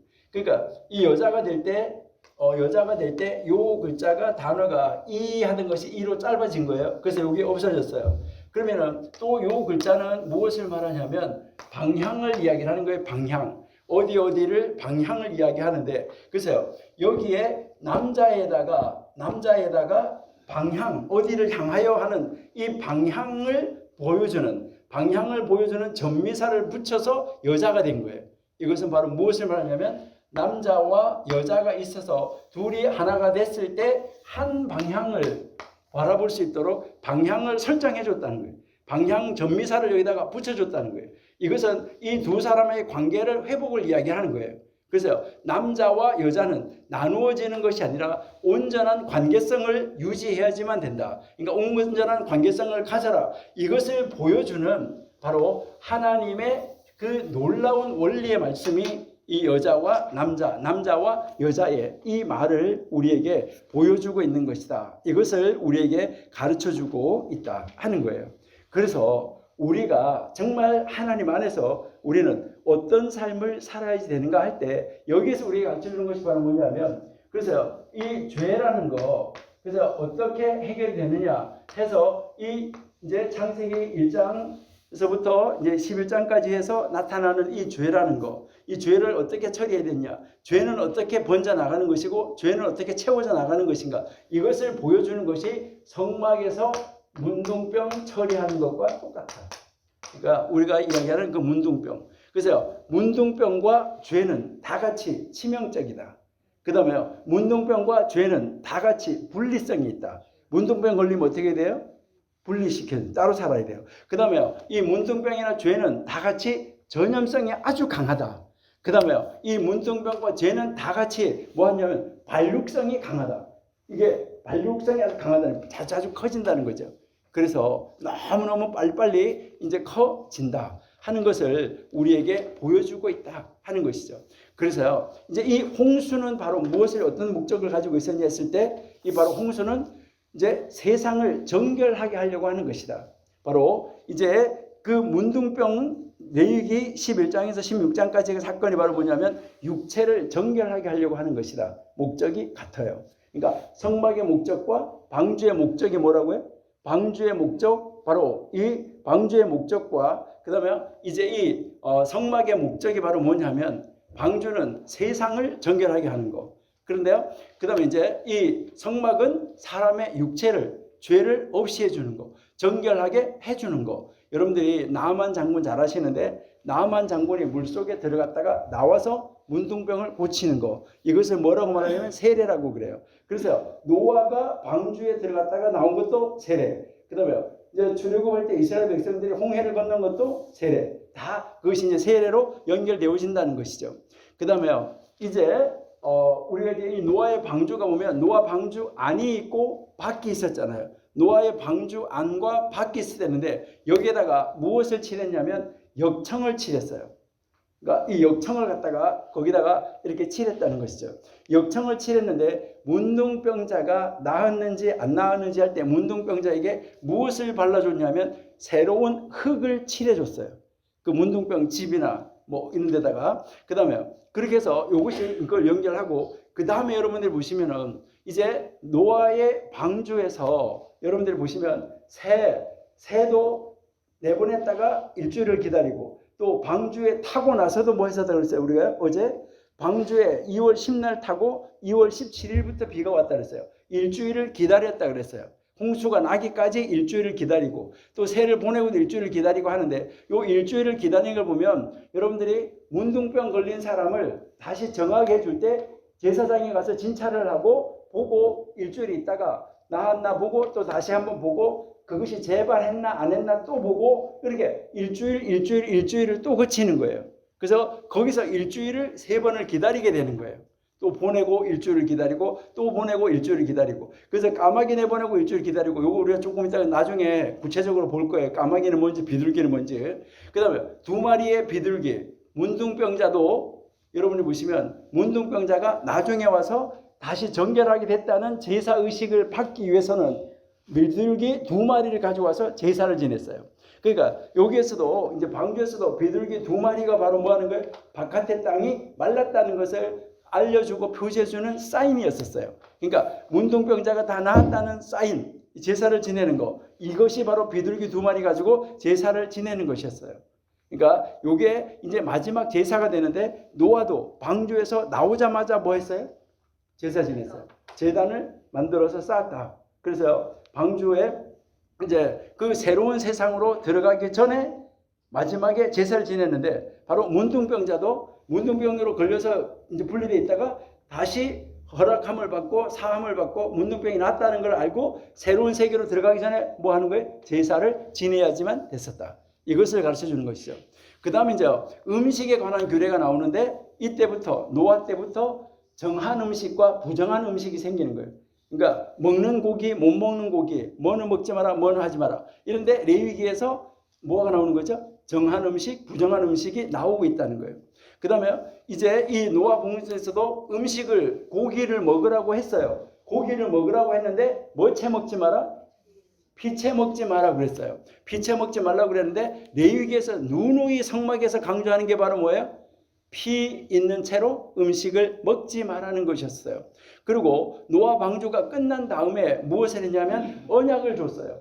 레위기 26장에서도 보면 문둥병 후에 다시는 이렇게 하지 마라 언약을 주고 있어요.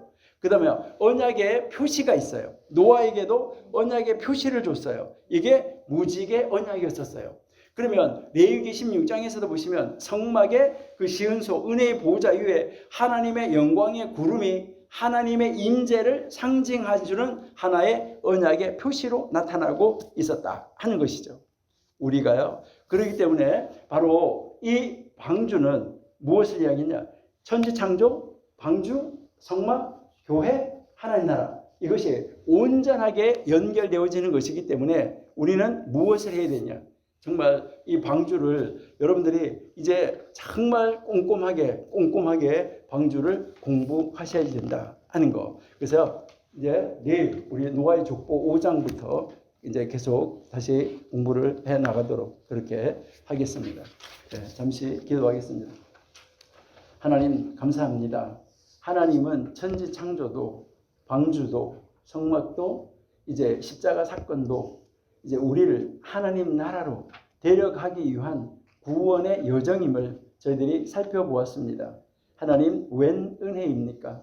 아버지 하나님께서 저희들에게 은혜 위에 은혜를 더하셔서 아버지 이 죄악의 물결 속에서 저희를 건져주셔서 하나님의 아들로 하나님의 딸로 천국 백성으로 삼아주셔서 감사합니다. 이제 하나님 이제 저희들 하나님의 아들로 하나님의 딸로 이 세상을 정복하고 다스리고 이기며 살아갈 수 있도록 우리에게 날마다 지혜와 명철과 능력으로 공급하여 주심으로 말미암아 저희들 이 세상을 정복하고 다스리는데 부족함이 없도록 도와주옵소서.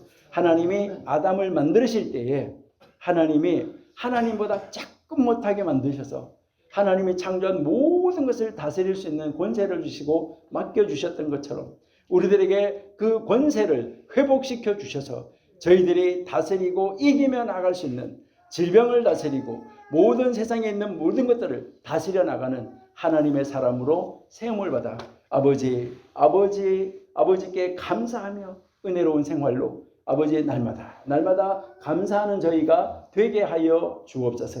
오늘 이 밤도 하나님이 함께하여 주셔서 평안한 밤, 쉼이 있는 밤이 되게 하여 주옵소서.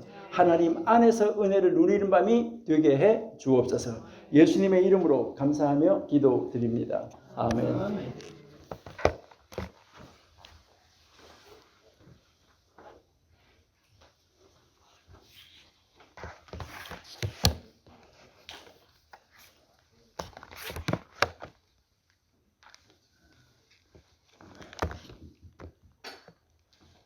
예, 찬송가 우리 한장하겠습니다. 234장 하겠습니다.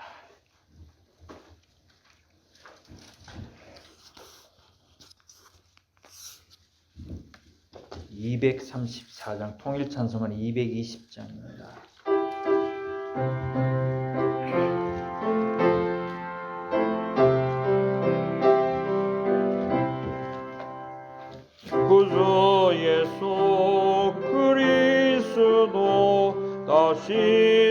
세상 오실 때 기쁨으로 우리 맞아 이리같이 살겠네. 영화롭고 아름다운 우리 본향 천국에서 주와 같이 영원히 살겠네. 괴로움 없고 죽음 없는 하늘나라 올라가 그 생명의 강가에서 편히 쉬게 되리라. 영화롭고 아름다운 우리 본향 천국에서 주와 같이 영원히 살겠네. 전국에는 해와 달과 별과 등불 없어도 하늘나라 밝은 빛이 찬란하게 비치네. 영화롭고 아름다운 우리 본향 천국에서 주와 같이 영원히 살겠네. 하늘나라 찬양 소리 쉴 새 없이 들리고 검은 고와 노래 소리 묘하다.